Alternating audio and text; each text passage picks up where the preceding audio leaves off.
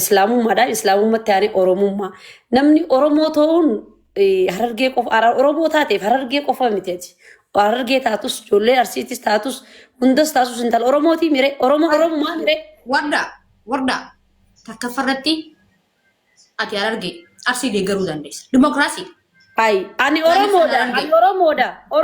oromoo kutaa kudha takkaan hin jaaladha amma fakkeenya maaliif ilmi arsii tokko yoo qoran arge sappoorti noqodha amma sachi yoon deeme harargeen arga sappoorti noqodha maaliif oromoodha addan qoodha oromoo dhagay warda wanta wanti na hubachuu qabdu warda wanti wal na fakkaatee jiru warda natti dhagayame natti tole bakka sigalee namni fi hamaa qabu afaan harreellee afaan namaa qabu yoo barbaadde waan jirullee keessan sitti himuu danda'a naaf hubadhu hubadhe san yoo jettee waliif galla wardaan olee oromoo waan jette oromoon waan jandabuu mannaa waan jandabuu wayyaa jette waan asirra jaabaate wanni hundi obboleeyyanis wal dhabaa haadhaa fi ilmoo irra wanni caalu ni jirti hin jirtu bar namni biyya namaa keessa jiru waa hedduu harkaa Arafaat wanni kana jechaa jirtuuf eenyutu kuma daqiiqaa kana keessatti kuma dhibbaa afur namarraa galcha. Kanaafuu isii gammachiisee miira keessa galchee galatoonfachaa jirti malee rakkina biraa hin qabdu nama takkaan waliin loli. Gisee adda deemanis nagaumaa waliin boonii waliin maramanii waan qaba walirraa fudhatanii adda deeman. Akkas bakka eefa nagayni sun jidduu jiraate. Miira gammachuu keessa kana ibsachaa jirti namni eenyu kana daqiiqaa kana keessatti kuma dhibbaa afur fuudhee namaa galchu. Injuru maaltu mirga qaba? Ani argee maakiin jechuuf mirga qaba. Gaafa isin biyya Soomaaliyaa keessa jirtu warra itti sabaatillee galatoofachuu qabdi isin. Gaafa sanillee galatoofachuu qabdi sanillee isin. Arsiitiya. Muutara jirtanii Numa salphan. Harargeeti jirtu gisee nan jee namni kumaa fi dhibba sadeenii kun jirra jaa barreessaa namni harargee irraa quuqama qabdan namni harargee irraa dhalachuuf gammachuu qabdan namni harargee if boontan harargee jirtu gisee jirra jaa komitii barreessaa. Jirra jaa jara keenya jirra. Naa asin jenne warda fatti tol. Harargee my king. Dafa let's go. Gaafa lubbiyyee baankii jechuu turte sanoo. Sunis gaafa san dabare gaafa qaataa. Gaafa san dabarte nama bartaraan kara marra dhufaa beeta gisee baala gisee jette Oromoon baala gisee. Sa gaafa baala gisee numaa miree numaa bar. Dhageeffadhu isin jaaladha isin kabajaa rabbiif jecha Oromoo kutaa kudha takka wallaahi. Ana malaal muna isii tanarraa maali nu badde waan nu badde takkaatu jira maali nu badde ilmi namaa hundi nu bar namaa miree biyyaayis baanee ni beena. Ega akkasii anama biyyaa beenin beekaa namni unkaan alagaadhii siti obboleeyyan wajjinis wanta jooni danda'an micoon tuneefa naa hubadhaa jette rakkoo jirtu duubaan jira hubachuu qabnaaf. Laa wardaa dhageeffadhu. Duraa walloluuf hin keenye si wajjin. Si wajjin walloluuf duraa jaalladhu. Wardaa yoo noo joolaltees dhageeffadhu takka farratti haatos dhaabatus micaan san hoggaan akkanaa dalagaan akkanaa tunis narraan deemtu rakkatee jira hoggaan jehe abshir rakkatin akkamitti dhalattu harargee daate rakkatta osoo hin jiru jee qarshii kuma 400. Wallahi jala ta'u hedduu nama gaariidha akkamitti inni harargee jee sirbuu barbaade sirbuu na beete soba sirbi harargeen isa Oromoodha maal rakkoo qaba Oromoodha mi harargee jirra jaa barreessaa mina harargee my king harargee ta'uu kiyya በጣም ደስ ላይ እኔ በአማርኛ ንገረኝ በጣም ደስ አለሽ በቃ እኔም ደስ ብሎኛል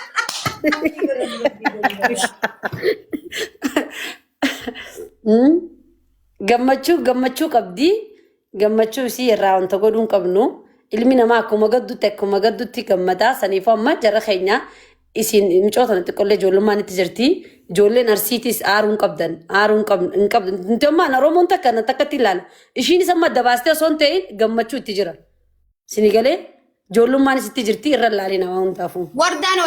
Wardaan oole wallaahi qasaman bil kana jira jechuun rabbii qiyya kana nyaachisu rabbii qiyya. Akkasi. Kana kuffisu rabbii qiyya ilmi namaa na kuffisu nan kaasu arraa akka namaatti miti kana hin beekta. Ilmi namaa nama ni kaasa garuu. Rabbii gadi si kaasa. Rabbiin sababa sii godha ilmi namaa nama na kaasa. Rabbi dhageeffadhu irra caalaan rabbi gadi si kaasa. Saa walala haa ta'u saatuu dhabaatus arraas kafadhe natti haara kafadhe natti gammadu. Rabbiin ispaaltii irra ciisaatii gommaa yoo isin irra beeraa si ajjeese hin jiru bara. Narraa fite dubbiin abbaa farii. Eeshi. Abbaan fedhe aaru abbaan fedhe haa dhiisu san nan dakkalu ijoollummaas hin qabu gowwummaas hin qabu ani waan beekanatti dhagayame si galee bikkaan jiruu fi akkaataan jiruu fi waanii keessa jiruu amma ifuu baddeen ijoollee Harargee ta'uu of dagadde duraanumaa huu jechuudha si galee mee abbaan fedhe aaru abbaan fedhe haa gammadu namni kumaa fi 600 kun Harargee jaabarra isaame hoggaa Harargee an jirtu jee jirra jaa komitti hanna akkanatti eenyu nu beesna amma dura maaltu nu bareeda Harargee ta'uu kan eenyu nu bareeda nu beekne bara ijoollee Harargee ta'uu eenyu nu beeka Harargee ta'uu keenya maal nu jan ol seenanii qarshii shilingi walii funuun agarra irraa buusaa jaanii bareeddu Lakkaa qabsoo keessa dabartan. Akkas jaanii. warri Harargee gaa qarshii sumuuni wali guuraan hojjaa. Daqiiqaa sanitti osoon turiin osoon dhaabbatiin qarshii 400 riisiitii qashin nu agarsiisa. Sigalee saniifuu namni 700 Harargee ta'uu keessatti ittiin boona wallaalaa keessan qabadhaa beekaa keessan ol kaafadhaa. Wallaanummaa kiyyirraa wanti isin hidhaamu kutaa biraatti isin xuyne Harargummaa keessatti ittiin boona onnee dhoodha koffidis hin jiraadha. Harargummaa keessatti ittiin boona lubbuyyeen maal jettee naan jaa. Isin galee Harargummaa ta'uun Harargeerraa dhalachuun biyya Harargee ka'e lubbuyyeen eessa gisee jaala warra Harargeeti. Sigalee bataam iddas na jehe hedduu isin jaaladhaa. Hedduu isin kabajaa Oromoo kutaa kudha takkaa nan jaaladhaa. Gin Harargee keessattuu. Mee ati waan takka siifimu waan takkan siimaa.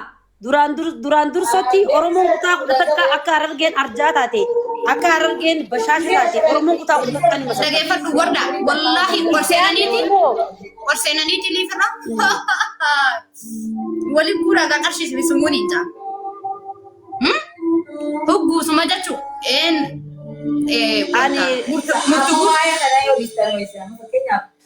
Aba murtee guutuun beeku yoo bakee natti haasee. Beekne bar teessii dhimmi murtee guuta jechuun hugguusuma bareeduuti yaa qarshii 400.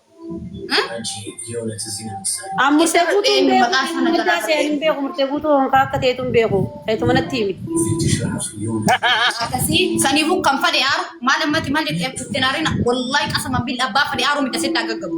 Amma gammachuu keessatti fadhaa malee namatti gana akkana attanii. Namatti Bayyaan. Wayye. Harargummaa kee filmachuu hin danda'an.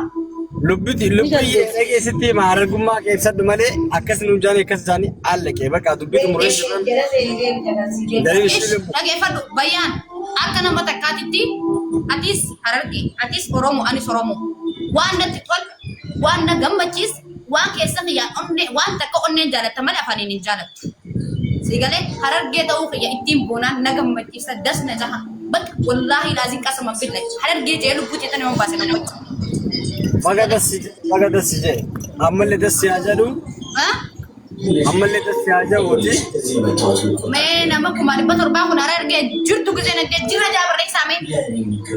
Waamin dirchi laalu barbaada. Harargee maayitiin Harargee jechuun uummata maaltu nuu fedha sanuti ammaan qarshii waliin guuraa majaanii barboo. Hayyuu qabna beekaa qabna. Nama dubbii macarrashaatti isiniif hima. Oromoo akkaawuntii dadhabnee Harargeen akka bashaasha. akkaawuntii dadhabnee simuuni shilingi guurreen beeku. Harargee jechuun uummata callaa jechuudha. Wardaa xiyya maal taate yarra zabana kana akkam taate isa? Akkaawuntii dadhabnee shilingi Akkamiin tattee akkam feetan isin silaa? Wardaa lubbuu dhagee wardaa yee lubbuu iyyeetti iyya bareedduu ta'e qashti tamaruma lookoo burtukaane lafee teenya laal anumaa si fuudha sin dhiisu bakka biratti hin heerumtu hangaanan jiru irri sosaatinii eenyuun na fuudha eenyuun heerumetteeti anuma gartaatee agartu maxxaqqee kabunyaan hin qabne kanaan si fuudha konfidansiidhaan jiraadhu lubbuu. Miira keessaa bahi. Ani waan takka Oromoon akka takka taate ni beekna. Onneen tiyya onnee dhiiraa caaltee dhageessiif hima. Bakkan itti duus hin beeku bakkan itti waan ta'us hin beeku dhagee. Nama sodaadhee hin beeku garuu dhugaa jirtu irratti ni du'an namaaf jeeti sin bitamuun namaaf jee nama arrabsuu miti namaaf jee nama biraa qeequu miti wardaan dhugaa waan natti mul'ate qofa irratti hin dubbadhu. Ati amman tan ati amma akka Harargeetti amma miciyoo tana kalee hoggaa maallaqa kuma 400 lafa nuufaa jaari nuti nu marteeti miidiyaa irra jirtu bar akka nama tokko si himna bar qarshii lama walitti guuraa gaadeemaa maqaa Harargeetiin nuun jaaniiti shilingi walitti guuraa nuun jaanii ka isaan makiinaa bituudhaaf torbaan tokko feesbuuk irra maxxansanii makiinaan gammaan bitinitti nuti halkan tokkotti lafaa kaanee namkum torba finnee kuma 400 daqiiqaa takka keessa lafa keenyee fi warra akkas nuun jee fi warra nuuf kafalaa jee'umta bishaan jala yaafne ati akka Harargeetti akkam nuun jettu dubba gisee akkana kan. Anamma ga'an akka amma isin dura dursa wal qooddanii jirtan asirratti. Waliin qoonne la. Maallaqa kana akka Harargeetti nuti gabbaaneeti intalti tun intala Harargee waan taateef gabbaatee viizaa sii firii fudhattee dalagachuu qabdii jennee murteessinee eega akkasitti intalatee san fudhachuu bara murteessitan maallaqa kiyya kuma 400 naa kafala Harargee nuun ja'an malee haadha miyyoo tanaatii fi abbaa miyyoo tanaa yaamanii nuun hin kenne. amma naagatti akkanatti Harargee Zaalibsa zakii fi du'aa godha ammin na jalaa jaa.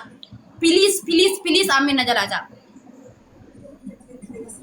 Hayyee lubbuu isi jalaa jira. Yoo isinitti tolle abbaan fedhe sana jibba abbaa fedhe sana dhiisu. amma Harargee baay'ee mataan deemnaatti dhaggeeffadhu amma waan natti waan ibsaan dhiyeessan yaada kan addaa. yaa rabbii kiyya hoo duraan dursee bismillah tabaarakallah yaa rabbii kiyyoo Aamin ji warda usi. hasamii tan utubaa Maaliif hin jaa? Injau maaliif hin jenne jee Aamin muutii sirra qabamtee jirti Arafaatiyyee. amma hoo Amma sirraa kaatee xiqqoo obsi du'aayitti waliin goonee waliin Aamin jenne garaa tokkoon Du'aayi waliin goona du'aayin akkanaan qeebalamtu. Saafillee qeebalamtu. Ayi du'aayi kophaa godhanii eessa jirti? Haa wardaa dubbat ni goona dubbat du'aayi goonus goona. Akkasi Arafaatee nama ilaalee gammadee jirti. Dubbiin nama gammachiistu amma yoo akka amma isin jettan kana yoo ta'e yaani Harargummaa keessan baga agarsiistanii isin jaa. Gammadeetiin jira wanni isin uummanni Harargee beekuu qabdan tokko irratti Harargeen waan jette akka osoo goone noolles beeka Harargee waan nin godha jette osoo oolteen bullee hojjetti tanaaf jala muraa beekadha namni ifin dhaatu abbaan nama dhaada malee amma takka nama dhaadu abbichi Oromoo kutaa godhu takka keessa Harargeen hundinuu ni dhaada Harargeen bashaasha akka taate Harargeen waan qabdu sheera akka nama wajjin gootu waan qabdu akka nama wajjin nyaattu guyyaa takkatti garaa Harargee seenteetiti keessaa fudhatta garaa keessa waan jiru Harargee keessa siifin himaa Harargeen qulqulluudha keessi isii nadiifa waan nin godha jetteellee dhiiga buustee guyyaa takkatti waan sana osoo hin goone Harargee riibni hin qabu wanni beekuu qabdan uummanni Harargee lammaffarratti immoo sabni biraatis Oromoo waan ta'eef jecha akka nama takkatti saba keenya Oromummaa walii qabna dhiigummaa walii qabna sinigalee eefa isaan kanarratti wal qabdanii isiin kana godhanii fi yaani isiin gammachuusiiti isaafillee du'aa haa gootu kaaniifillee guduraa sababa ta'eefillee du'aa haa gootu miira keessa waliin naqinaadha kana booda ani wanni nana gammaa kirikkirii irratti dubbachuu diduuf Oromoo addaan qooduun barbaadu ture. Oke Oromoo addaan qooduun tilaa dhagee gaadda siibaas hima dubbiidha. Naan amma bayaan kaja'u kuni guyyaa tokko kasa waaqa kadeemee dalagatu guyyaa tokko guutuu hal tokko guutuu ede makriba nu wajji egaleen nu wajji bulle makiinaa keessa odoo manan ciisin makiinaa keessa bulle arra guyyaa guutuu osoo manan taa'in makiinaa keessa nu wajjin miciyyuma tana baasuudhaaf edatti bullee arratti oollee kuma 400 san qat goonee lafa keenyee fi obboleessi keenya kaamma ciisu kun makiinaa keessa akka dhaabbataa bullee laa dhageeffatu. Jaalibsa. Gizee kana gaafa gaafii du'aa arginu kabalaa jaanii Abu Arafaadeen toora dubbii irraa barbaadde amman Dubaay dhufanuu dhaabbaduu si taa'e taa'e. Du'aa fi miti jaalibsa assalaamu alaikum haasoyne finne geessine wanti amma dhufneef wayna sirraa bajaalibsa gammachuu ibsachuu dhufne Harargummaa falmachuu. Ay gammachuu waan keessanaa ibsannaa dhaabbaduree waliin ibsannaa. Harargee maayikingi Harargee uummata naziifa uummata waan jechaa sonkeen gochaan agarsiisu. Uummata qulqulluu uummata barbaadamaa uummata somu. Harargee maayikingi hararge wallahi sirbina wajja sarra gin Kaisi baka wajji sirbinaaw. hararge jechuun ummata noshof ummata afaan malee ummata asoo afaan hin ta'in afaa qaba jechaan asutti gochaasee agarsiisa ummata hararge ummata mul'ataa ummata jaalatamaa ummata beekamaa ummata qulqulluu sinigalee akkas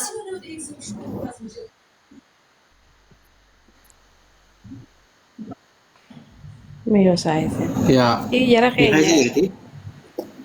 Wo jalib sa. Ayo tutup dong, Mira kayak senakin. Mira kayak sabai lubu ye. Hoseen mee munaayyee. Amma mucoo mira kayak senakin ah. Bayaan fuudhee akka tarakkabsiisee harka afaan irra kaayatee ki dhaggeeffataa mi? Way Ina kaawwatee. utuu keessaa hin badee Wanni guddaa hoteela guddatti rakkabee bara. jaalibsa harargee jechuun warshaan makiinaatii fi warshaan xayyaara harargee biratti hojjetama. Meeqamin jedhe harargee jechuun nama afaan oromummaa qopheessee nama harargee jechuun dubartii keenya baroonnee sibiila. Goo kam taate harargee tokko jiru dubarneeti. Harargee jechuun dhalaatu akka dhiiraati. Harargee jagnaano. Dhaaqaalee waddimme. Qabtaanoo malu bakto. Biyya jabduu kana duraan ukkaamsanii gubbaa jiranii nurraa isaatti bareedduu ta'e. Way. bareedu waan baasan takka jirtu harargee jechuun ummata beekamaa ummata oromoo kutaa kudha takka keessaa takka faabe sigalee kutaa kudha takka keessaa harargee maakingi harargee ta'uu hojjaan wallahi batam dasita yini silaan kutaa lagaa seenaatti qabu bakka duullee sigalee harargee jechuun beekaa qabnaa hayyuu qabnaa tujaara qabnaa miskiina kan cinaa kan dhaabbatu akkasumaan zakii namni jedhamu kuma dhibba furdite sanii tanaaf dabarsee haatoo dhobaatu sareen osoo beetu hubaa wajjii hagaluuf ni gala arra silaa nama kiyya oromoo harargee keessaa taate akkasii miti kan galuuf hin gala dhaabbatee kuma dhibba afur akkasitti diinaar kana fuudhee jechuudha kan galuuf hin gala waa hilla nyaatan malee waa hilla naasawanii silaa arra hamaa keenya harargee taate akkasii miti silaa hidha malee kan galuuf hin gala haqilaa cidhaa dhayittiimi gowwaa dhayittiimi ani harargee waan kana madhuuf hin qaba.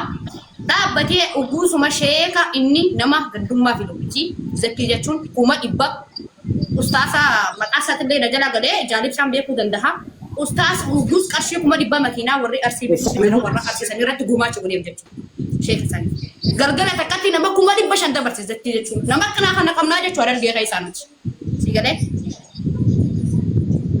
Gabtaachuu? Akkas. Amma diisi lubbuuyye galatoomii amma anaa si dhaabaa. Yoo miira keessa galallee dhiifama. Abshir ammaatiif shaandugi. Maaf zaabira keessa yoo maaf zaabira jirta amma? Mee waan isin hin jiru. Amma bayaan nutti haasu. Bayaan mi'aati gabaasa kan. Dhiifama miira keessa galu. Dubbattanillee ni gaa. Amma kutaan biraallee isin tuqaan jiru. Isinillee kutaa namatti kenna. Harargummaas yeroo baay'ee ifin dhaadina. Hin beekamtan gochaa miti jechaa miti gochaan beekamta waan ta'eef akkasitti akkana qabnaa akkas qabna dhiisa ni qabdan. Namu isinii miti hambitiin isin beekti. Kanaaf amma wanni godhame ilmi harargeedhaa wacaanii miti amma laazakiin hin wacu tiktook hin qabu. Gurbaan kan qabu ta'ee feesbuukaa kasarraa hafee bilbila ijoollee keenyaa qaba. Waan godhuu gubbee gabbeetu qaba kaa waan sanniin godha jeeraa waca keessan dhaabaa hingaa waca keessan dhaabaadha waan biraatiin fantaa kolfaa taphata. Saa dhugaa keetii bayyaan duraan dursee dhugaa keetii dubbiin hanga dubbatumuu qaba hanga dhaabbatu qaba. Si galee quba kana gaafa kana nama gootee quba meeqaa sitti deebi'a afurii sitti deebi'a ginati immoo tokko namatti qaba. Yoo nama tuyin yoo nama qeen yoo sabni kiyya quwwaa kiyya narraa buqqis yoo harargeen cingidee narraa buqqis yoo harargeen cinaa dhaabbattee kana mata kaasa sapportii na gootee fireedamii na goote akkamitti akkana jettaati. Gin dubbannee haasawinnee dubbiin guddatti farratti fi ani hanganumaan haasawaa bal'inaanillee haasawuu hin danda'ama.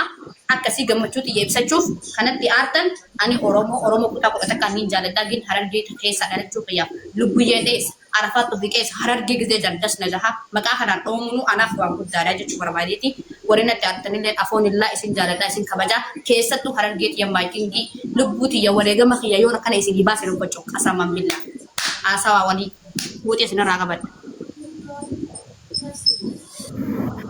Thank you. Yaada kan nada. yaada kannatte baga ofirraa baafte خلاص jaalibsa Ya. Aye, bayano. galatooma gaa isinis guyyaa meeqa laffaatanii firiin keessan lafaatiin keessan lafan bannee bakka argattee jirti obboleettiin keessan illee akka fadhii isii argattee jirti amma gaa kana boodarra inshaallah Ya. wanni godhama taree jira bakka inshaallah iqaamaan isii harka kennameef paaspoortiin isii harka kennameef raatibni isii dabootni isii kan jaa daleedillee harka kennameef waan dubbachuuf intalli sun haa galatumtu ani nama jibban haqa isaan jibban jammitiire